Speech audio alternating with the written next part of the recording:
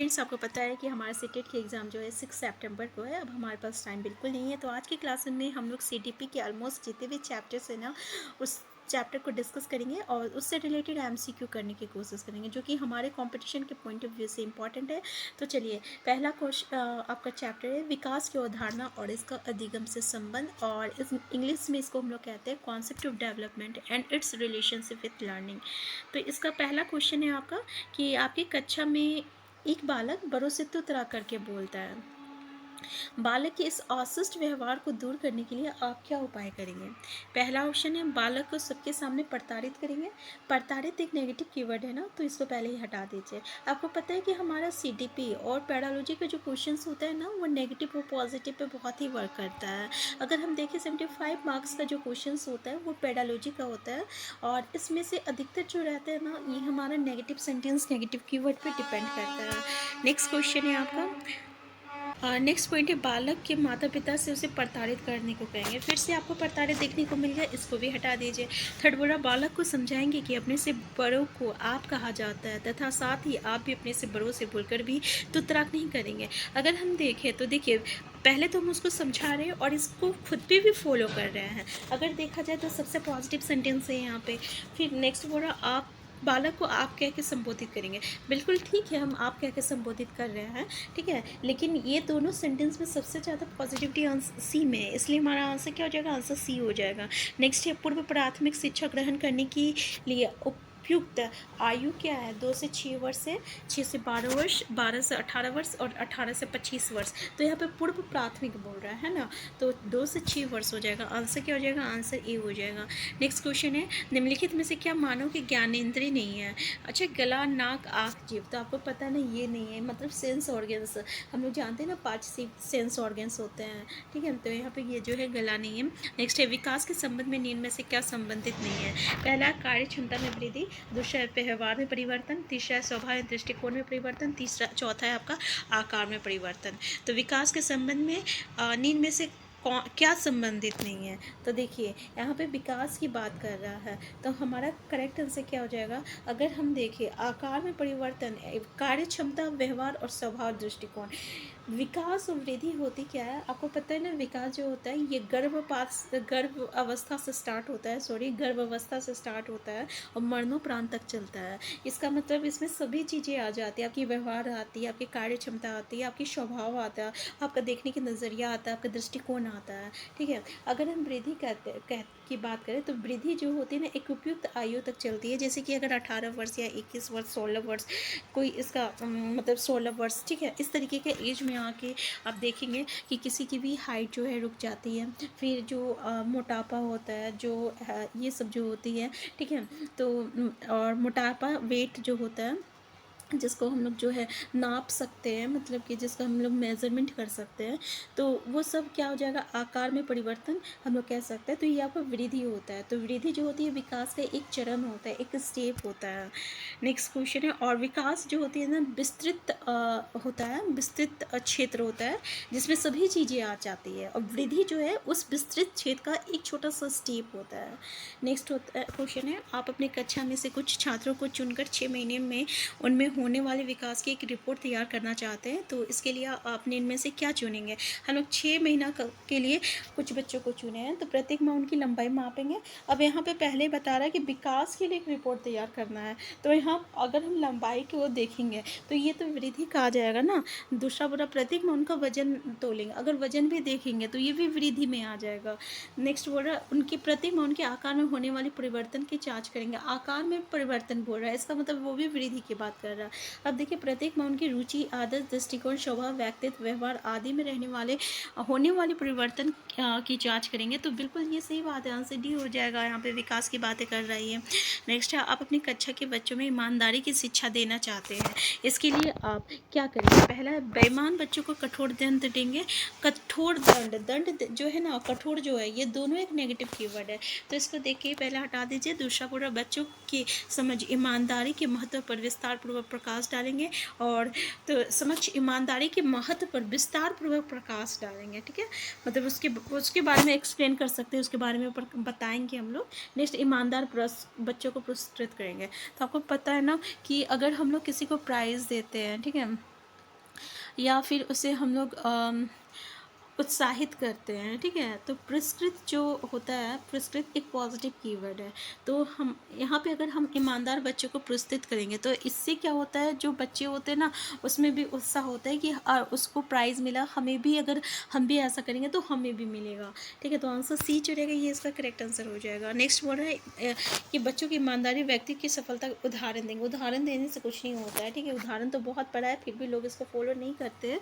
और ऐसे अगर हम लोग स्कूल की बातें करें तो यहाँ पे प्राइज़ जो होता है, पुरस्कृत जो होता है, ठीक है, अवार्ड जो होता है, ये सबसे ज़्यादा वर्क करता है। नेक्स्ट है, विकास की सबसे जटिल अवस्था क्या है? शिशुकाल है, किशोरावस्था है, युवा पौरावस्था है, वृद्ध पौरावस्था है। तो जटिल अवस्था ये तो कई बार सीटेट का FT टॉप क्वेश्चन से कई बार पूछा गया है, तो बहुत ही ईजी क्वेश्चन है, किशोरावस्था हो जाएगा। नेक्स्ट है, मैं कौन हूँ, क्या हूँ, मैं कुछ हूँ, यदि ऐसी प्रबल भावनाएं विकास की किस अवस्था की ओर इंगित करता है। तो आपको पता है ये भी बहुत ही इंपॉर्टेंट है, क्योंकि ये किशोर अवस्था का ही है और किशोर अवस्था से रिलेटेड और इससे मतलब ये भी क्वेश्चन जो है हमारे सीटेट में जो है क्वेश्चन देखने को मिलता है कि मैं कौन हूँ, क्या हूँ, इस तरीके का जो मतलब फीलिंग्स जो लोगों में आता है, बच्चों में आता है, वो किस अवस्था में आती है, तो ये आपका किशोर अवस्था में आती है। नेक्स्ट है, जब किसी किशोर में किसी वस्तु, समस्या या परिस्थिति के लिए निजी स्तर पर निर्णय लेने की क्षमता का विकास परिपक्व होने लगता है, तो इस विकास को कहते हैं परिपक्वता कहते हैं, या आपका संज्ञानात्मक विकास, आध्यात्मिक विकास, इनमें से कोई नहीं। तो देखिए इसको हम लोग ना संज्ञानात्मक विकास कहते हैं, जिसको हम लोग कॉग्निटिव डेवलपमेंट कहते हैं, ठीक है। यानी सिंपल सा कहते हैं, जब हम लोग सोचने लगते हैं, जब किसी चीज़ पे निर्णय लेने की क्षमता होती है, जब किसी चीज़ को हम लोग सोच के करते हैं, जहाँ पे दिमाग की बातें आती है, ठीक है ना, तो वहाँ संज्ञानात्मक विकास, जिसको इंग्लिश में हम लोग क्या कहते हैं, कॉग्निटिव डेवलपमेंट कहते हैं। नेक्स्ट है, मानव विकास एक निरंतर चलने वाली प्रक्रिया है, ये विचार संबंधित है। अतः संबंध का सिद्धांत, निरंतरता का सिद्धांत, एकीकरण का सिद्धांत और अतः क्रिया का सिद्धांत। तो विकास का जो सिद्धांत है उसमें से भी क्वेश्चन आता है, जिसमें कि ये पूछा जाता है निरंतरता का सिद्धांत क्या होता है। तो निरंतरता का सिद्धांत जो होता है ना, कभी ना रुकने वाली जो होती है, जो निरंतर चलने वाली जो प्रक्रिया होती है, ठीक है, जो कभी रुकेगा नहीं, उसको हम लोग निरंतरता का सिद्धांत कहते हैं। तो आंसर बी हो जाएगा। नेक्स्ट है, मानव का विकास इनमें से किस पर निर्भर होता है? उसकी वृद्धि पर, उसके वातावरण पर, उसकी वृद्धि पर, उसकी वृद्धि तथा वातावरण से मिलने वाली परिपक्वता पर। तो ऑब्वियसली आंसर डी हो जाएगा यहाँ पे। नेक्स्ट है, उच्च प्राथमिक स्तर के बालक की विशेषता नहीं है। पहला, कार्यों की शीघ्रता से करना, डेटिंग करना, विभिन्न प्रकार के व्यवहार का प्रदर्शन करना और सफलता को अनुभव करने की चाह रखना। तो यहाँ पे क्या नहीं है, तो ऑब्वियसली यहाँ पे डेटिंग करना, ये जो है आपका आंसर बी हो जाएगा। नेक्स्ट है, निम्नलिखित अवस्था में से डेटिंग किस अवस्था की एक प्रमुख विशेषता है? पूर्व बालावस्था, किशोरावस्था, पौरावस्था। तो इसका आंसर तो आप सबको पता है, हमारा करेक्ट आंसर क्या हो जाएगा? हमारा आंसर सी हो जाएगा। नेक्स्ट है, प्राथमिक स्तर पर एक अच्छे शिक्षक में सबसे महत्वपूर्ण विशेषताएं क्या होनी चाहिए? पढ़ाने की उत्सुकता होनी चाहिए, धैर्य और दृढ़ता होनी चाहिए, विषयों में ज्ञान में दक्षता होना चाहिए, या शिक्षण पद्धतियों में ज्ञान की दक्षता होना चाहिए। जब हम लोग प्राथमिक स्तर में बात करें तो विषयों के ज्ञान में दक्षता, ये बहुत ही अच्छी बात है, लेकिन ये प्राथमिक स्तर में ज़्यादा इंपॉर्टेंट नहीं रखता है। अगर प्राथमिक स्तर के बच्चे को आप पढ़ा रहे तो उसमें सबसे ज़्यादा जो इम्पोर्टेंट है वो आपकी धैर्य और दृढ़ता है, ठीक है। क्योंकि आप समझ सकते हैं कि उस जो छोटे बच्चे होते हैं वो कितना बदमाश होते हैं, और उसको मतलब कि टॉलरेट करने के लिए आपके पास क्या होनी चाहिए? तो आपके पास धैर्य और दृढ़ता होनी चाहिए, है ना। नेक्स्ट टॉपिक जो है ये हमारा है बाल विकास के सिद्धांत, जिसको हम लोग इंग्लिश में प्रिंसिपल्स ऑफ चाइल्ड डेवलपमेंट कहते हैं। तो चलिए इससे रिलेटेड कुछ क्वेश्चन को देखते हैं। पहला क्वेश्चन है, निम्नलिखित कथनों में से मानव विकास के संबंध में कौन सा कथन सत्य है? पहला बोल रहा सामान्य से सामान्य की ओर, दूसरा बोल रहा सामान्य से विशिष्ट की ओर, तीसरा बोल रहा विशिष्ट से विशिष्ट की ओर, और चौथा बोल रहा विशिष्ट से विशिष्ट की ओर। देखिए ये भी क्वेश्चन आपका सीटेट में, सीटेट का प्रीवियस ईयर है कि भाई मानव विकास का सिद्धांत जो है, कितने सिद्धांत पहले ये तो देख लीजिएगा, और उसमें से कौन कौन सा सिद्धांत से क्वेश्चन आता है। जैसे कि इससे क्वेश्चन आया है, ठीक है। तो जो मानव विकास का जो सिद्धांत है वो आपका सामान्य से विशिष्ट की ओर होता है। किससे होता है? सामान्य से विशिष्ट की ओर होता है। वैसे ही अगर हम लोग देखें तो व्यक्तिगत अंतर का सिद्धांत होता है, परस्पर संबंध का सिद्धांत होता है, फिर एकीकरण का सिद्धांत होता है ना। अच्छा, एकीकरण का सिद्धांत अगर हम लोग बोले, इससे क्वेश्चन आता है, इसका मतलब होता क्या है? तो इसमें क्या होता है ना, इसके अनुसार क्या होता है कि बालक पहले जो है ना संपूर्ण अंग को जो है और फिर क्या करता है, अंग के जो भाग होता है ना उसको चलाना सीखता है, ठीक है। उसको हम लोग क्या कहते हैं, एकीकरण का सिद्धांत कहते हैं। फिर वृद्धि एवं विकास की गति का जो दर जो है वो एक सी नहीं रहती, ये भी एक सिद्धांत है। विकास व्यक्तिगत अंतर का सिद्धांत ये तो बता चुके। और ये सामान्य से जो है विशेष की ओर होता है ना। और एक होता है परस्पर संबंध का सिद्धांत होता है, जो कि हम लोग चैप्टर में डिस्कस किए हुए हैं। तो यहाँ पे आंसर क्या हो जाएगा, आंसर बी जो रहेगा करेक्ट आंसर हो जाएगा। नेक्स्ट क्वेश्चन है आपका कि कोई बच्चा किस अवस्था में पर्यावरण से संबंधित होने लगता है, बाल अवस्था, किशोर अवस्था, शिशु अवस्था, प्रौढ़ावस्था। तो आंसर क्या हो जाएगा, ये बाल अवस्था में होता है। नेक्स्ट क्वेश्चन है, आप अपनी कक्षा के छात्रों को पूरी कक्षा में कहीं पर बैठने की अनुमति दे देते हैं। उनमें से कुछ छात्र समूह बनाकर बैठते हैं तथा कुछ छात्र चुपचाप बैठकर अपने आप पढ़ते हैं। परंतु आपके कक्षा के कुछ छात्रों के अभिभावकों को ये पसंद नहीं आता है। और इस स्थिति में सही तरीका, क्या तरीका बेहतर होगा। तो अभिभावकों को प्रधानाचार्य से शिक्षक की शिकायत करनी चाहिए। देखिए ये एक तरह का नेगेटिव सेंटेंस है ना, कि कुछ हुआ तो जाके डायरेक्ट प्रिंसिपल से शिकायत कर दो। नेक्स्ट है, अभिभावकों को शिक्षक पर विश्वास व्यक्त कर समस्या चर्चा करनी चाहिए। ये पॉजिटिव सेंटेंस है, ठीक है। तीसरा देखते हैं, अभिभावकों को उस विद्यालय से अपने बच्चों को निकाल देना चाहिए। ऐसा तो नहीं है, बिल्कुल गलत है। अभिभावकों को स्वयं ये भी बिल्कुल गलत है। आंसर बी जो रहेगा करेक्ट आंसर हो जाएगा। नेक्स्ट है, इनमें से किसने सामाजिक अधिगम सिद्धांत का प्रतिपादन किया था। तो सामाजिक अधिगम सिद्धांत का प्रतिपादक कौन है, डोनाल्ड है, मिलर है, पियाजे है, बंडूरा और वाल्स है। तो क्या हो जाएगा, बंडूरा और वाल्स हो जाएगा। नेक्स्ट है, मानव विकास के संबंध में पुनर्बल सिद्धांत इनमें से किसने प्रतिपादित किया था। पहला ऑप्शन है डोनाल्ड और मिलर, दूसरा ऑप्शन है बंडूरा और वाल्स, और तीसरा ऑप्शन है पियाजे और मिलर, और चौथा ऑप्शन है इनमें से कोई नहीं। तो आपको पता है कौन है, डोनाल्ड और मिलर है। मिलर है, ठीक है। पुनर्बलन सिद्धांत का जो प्रतिपादक है वो कौन है, तो डोनाल्ड और मिलर है। नेक्स्ट क्वेश्चन है आपका, निम्न में से कौन सा सिद्धांत बालक विकास में वातावरण संबंधी कारकों को ही महत्व देता है। पहला है विकास क्रम की एक रूपता का सिद्धांत, दूसरा है सामाजिक अधिगम सिद्धांत, तीसरा है तीसरा निरंतरता का सिद्धांत, और चौथा है आपका परस्पर संबंध का सिद्धांत।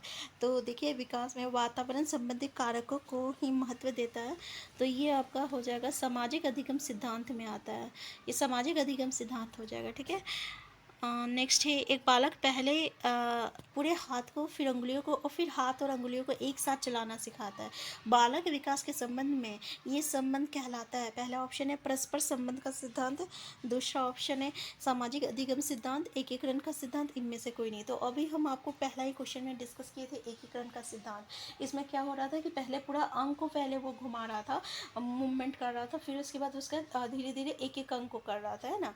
तो आंसर क्या हो जाएगा, आंसर सी हो जाएगा। नेक्स्ट है, किसी बच्चे के विकास की प्रक्रिया आरंभ हो जाती है। तो आरंभ की कहाँ, देखिए हम आपको बताए थे ना कि ये क्वेश्चन पूछा जाता है कहाँ से स्टार्ट होता है विकास की प्रक्रिया, तो ये माँ के गर्भ से ही स्टार्ट हो जाता है।